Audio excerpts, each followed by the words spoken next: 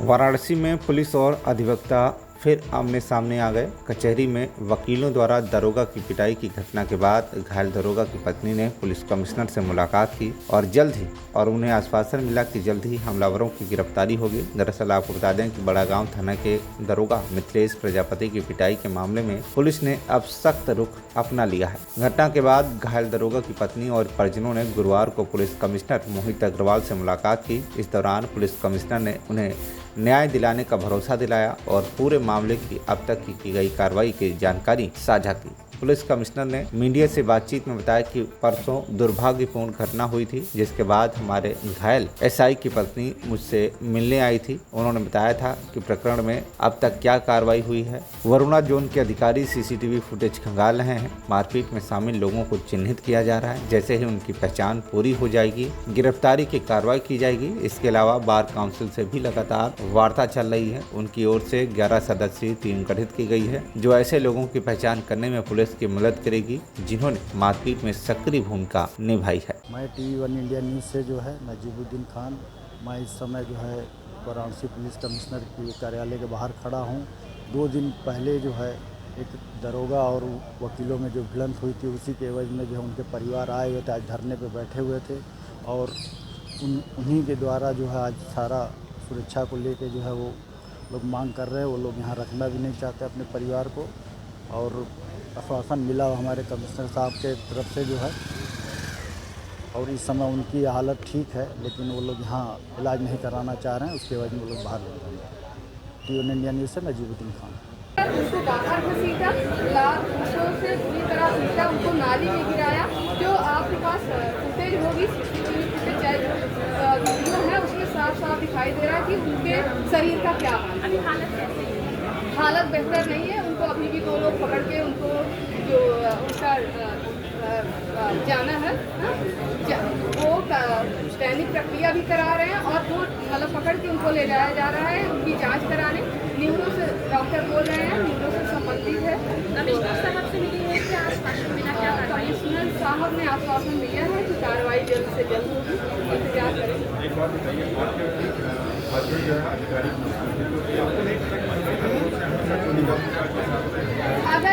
अगर ऐसा है तो सब पुलिस को आज रिजाइन दे देना चाहिए।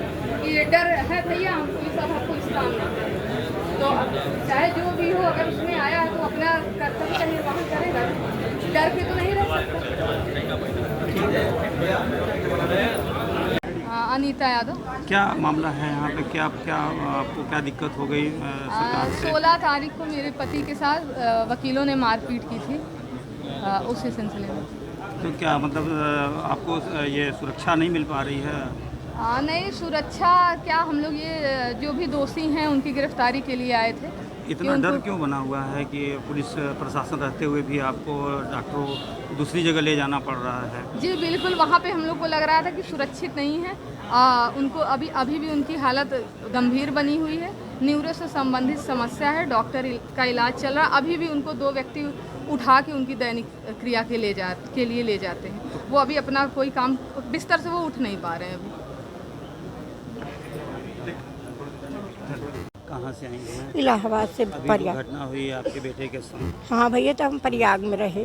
उसमें प्रयाग में हम यहाँ नहीं रहे। तो यहाँ पे आई हैं, कमिश्नर साहब ने क्या आश्वासन दिया है? बस यही आश्वासन दिए भैया कि काम रवाई होए, उतलाना मत, उतलाने में कहूँ उल्टा काम न हो जाए। दरोगा थे, पुलिस विभाग में थे, इतनी पूरी प्रशासन उनके हाथ में है, उसके बाद भी ये घटना हो गई। हाँ। 4 दिन हो गए, 3 दिन हो गए, कुछ नहीं अभी हुआ, तक कार्रवाई कुछ भी नहीं हुई। कुछ भी नहीं। तो क्या चाहती हैं आप? हम काम रवाई यही चाहते हैं कि हमारे ये बेटे सब सुरक्षित रहें और जो मारे उनको सजी से कड़ी सजा मिले, वो पकड़ा जाए। पुलिस तो कह रही है कि नहीं, उनको FIR कर दिया गया है। अरे तो FIR किया है तो कहाँ की है हो? कोई पकड़ा, मार तो है सब, कोई पकड़ा तो कोई याद घर पे। अभी क्या स्थिति है आपके बेटे का? अब बोल रहे हैं, अभी तो खा पी नहीं रहे हैं। अभी कहाँ पे भर्ती हैं ये? नहीं, ठीक है, कहाँ पे? अब छुट्टी हो गई है, कमरे पाए हैं, कमरे पे। मैडम परिचय दीजिएगा। मैं अधिवक्ता माधुरी वर्मा, बनारस बार में यहाँ अधिवक्ता हूँ और मैं एक राजनीतिक भी थोड़ा बहुत समाज सेवा भी कर लेती हूँ। अच्छा मैडम, ये पिछले 2 दिन पहले अभी आपकी कचहरी में पुलिस और अधिवक्ताओं के बीच कुछ मारपीट का संज्ञान है, जिसमें कि एक जानकारी ऐसी है कि मतलब एक दरोगा पूरी तरह से घायल ट्रामा सेंटर में भर्ती है। तो उस टॉपिक पर आपका क्या कहना है? समाज में इसका जो कि क्या संदेश जाएगा, जहाँ की एक मतलब अधिवक्ता वर्ग है और दूसरी तरफ पुलिस प्रशासन वर्ग? श्रीमान, एक व्यक्ति जो अधिवक्ता वर्ग होते हुए वो अपनी पत्नी को परिवार के साथ लेके जा रहा है दर्शन कराने, और रास्ते में उसको पुलिस विभाग रोकती है। वो अपना परिचय भी बताता है कि मैं एक अधिवक्ता हूँ, फिर मेरा परिवार इसी जगह, मेरा घर बगल में ही है, मुझे इसी रास्ते से जाने दीजिए। इस पर पुलिस अपनी पुलिसिया अंदाज का प्रयोग करते हुए उसे मार देती है और गिरा देती है, जिससे उनके सर से खून बहने लगता है और उनको इनका परिवार के द्वारा उनको हॉस्पिटल में एडमिट कराया जाता है। और जब अधिवक्ता बंधुओं की इस बात की खबर लगती है तो अधिवक्ता बंधु वहाँ पर जाके कुछ लोग ट्रीटमेंट कराते हैं, कुछ लोग थाने पर उनकी बात कहते हैं। जहाँ थाने पर सूचना देने के बाद भी कोई कार्रवाई नहीं होती है। 2 दिन कोर्ट बंद होने के बाद वेट किया जाता है, तीसरे दिन धरना प्रदर्शन किया जाता है। पुलिस विभाग के कान पर जरा से जूं नहीं रेंगती है कि एक अधिवक्ता के साथ इस तरह होता है। तो भाई वो तो कुछ न कुछ अपना उपयोग करेंगे ही। भाई अब उससे आप गलत बना दे या सही बना दे। और वैसे भी मैं आपको बताना चाहती हूँ, मैं अधिवक्ता माधुरी वर्मा, मैं पेशे से वकील जरूर हूँ। एक समाज सेवक के मैंने चली गई थी थाने पर, जलालपुर थाने पर, जो कि जौनपुर का है। जलालपुर थाने पर एक त्रिवेणी सिंह एसो हैं, जिन्होंने मैं अधिवक्ता होते हुए बस एक व्यक्ति के विषय में गई हुई थी। उन्होंने मुझे जान गए कि मैं एससी समाज की हूँ और मैं इस तरह का महिला यहाँ सिफारिश के लिए आई हूँ या कुछ पूछने के लिए आई हूँ। तो उन्होंने मुझे थाने से मेरी बेइज्जती करते हुए ढकेल के निकलवा दिया, कहा निकल निकल यहाँ से, तुम्हारे जैसे बहुत देखे हैं। तो कहने का मतलब है कि यही पुलिस प्रशासन है ना, जो समाज के लिए क्या क्या कब उपयोग कर लेती है, कब क्या अपना रवैया दिखा देती है, कब अपने अत्याचार का प्रयोग करती है। लेकिन अगर हम लोग जरा से करें तो अधिवक्ता बेकार हैं। भाई हम लोग शिक्षित हैं, हम लोग विद्वान अधिवक्ता हैं, लेकिन विद्वान अधिवक्ता जरूर है। क्या मेरी इज्जत लूट जाए और हम वहाँ ना बोले, ये कोई मतलब नहीं हुआ। भाई समय पर हम भी बोलेंगे, फिर बाद में कानून का तो काम है ही। यही मेरा शब्द है आप लोगों से।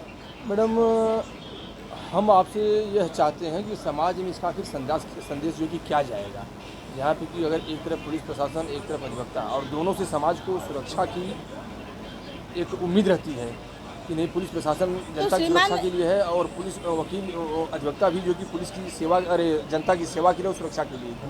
तो श्रीमान, यहाँ बड़े अधिकारियों को दोनों पार्टियों की बात समझकर उसे सुलह समझना होता है कि ताकि दोनों पार्टियों में इस तरह क्यों हुआ। भाई कहीं ना कहीं दोनों की कमियां रही होगी। भाई कुछ इनकी कमी है तो कुछ इनकी भी कमी है। भाई पहले जब आपने वार किया तो कुछ ना दूसरा भी पार्टी कुछ ना कुछ अपनी बात तो रखेगा ही।